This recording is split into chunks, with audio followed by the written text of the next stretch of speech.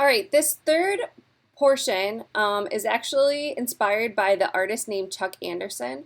I had the opportunity to meet Chuck when I was a student teacher, and he had actually gone to the school. He went to Lincoln Way, where I was student teaching, and he came back and presented to the students, and he taught the kids actually how to do these effects.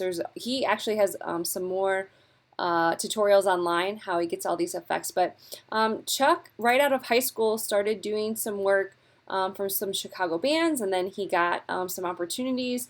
And then it just like his style shot off, and he has this really specific way of manipulating light and color in Photoshop. Making these glows, and now you can see that he's done everything for all these different clients, ESPN, a lot, some more music artists. He even did the Microsoft Windows desktop, and he also does some illustrations. So with the style that he's created, he's continued to work.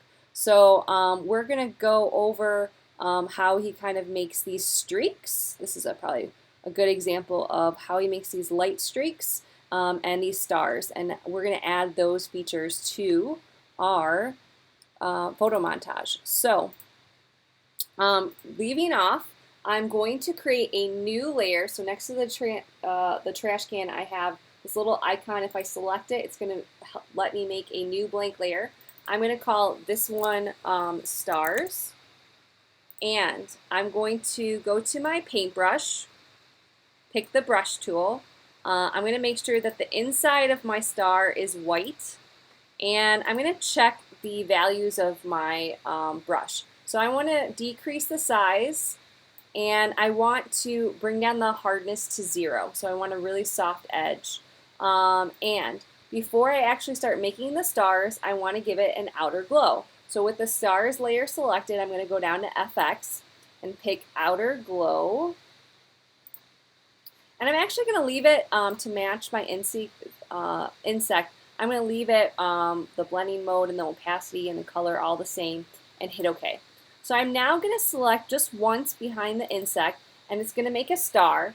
While I'm making stars, Chuck tells you that it's really important to change the size and the spacing, the alignment of the stars. So with my right curly bracket, I'm going to increase. Notice that. Do you see how it's getting bigger and small? This is left curly bracket, right curly bracket.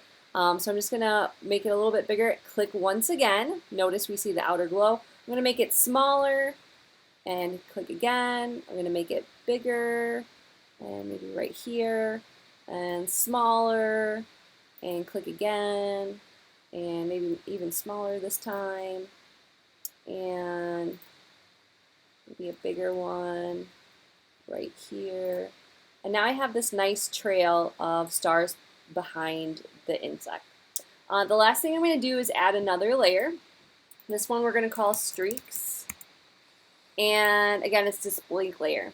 So what I want to do is create some streaks on my jellyfish. So I'm going to use the polygonal lasso tool again.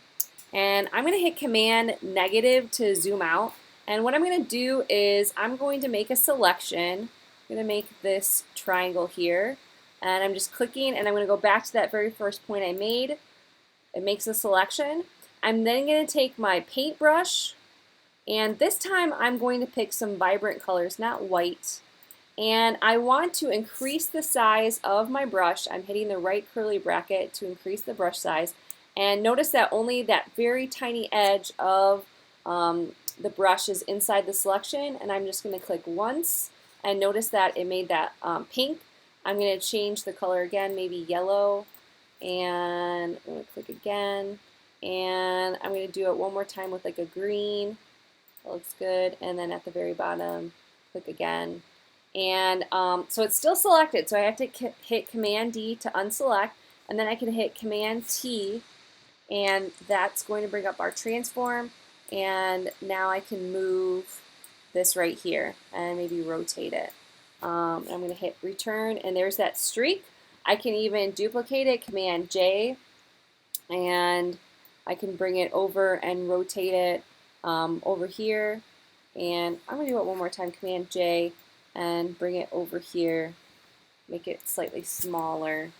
And so now I have 3 streaks, and I have some stars. So at this point, I'm going to hit File, Save As, and I want to make sure that I have that final version finished. It's a Photoshop format, and hit Save, and I'm going to replace it. This is my final one. Then I'm going to hit File, Save As, and this time, File, Save As, and this time where it says Format, I'm going to pick JPEG, JPEG, and it's going to say .jpg, and I'm going to hit Save, and I'm going to hit OK. Now if I look in my folder where we have all our montage files, notice that I have that file that has all the layers in it, and then I have this compressed version. This is the version that you're going to upload to Google Classroom. So go ahead, do that right now. Look for Photo Montage Summative and upload that file there, and you're all done.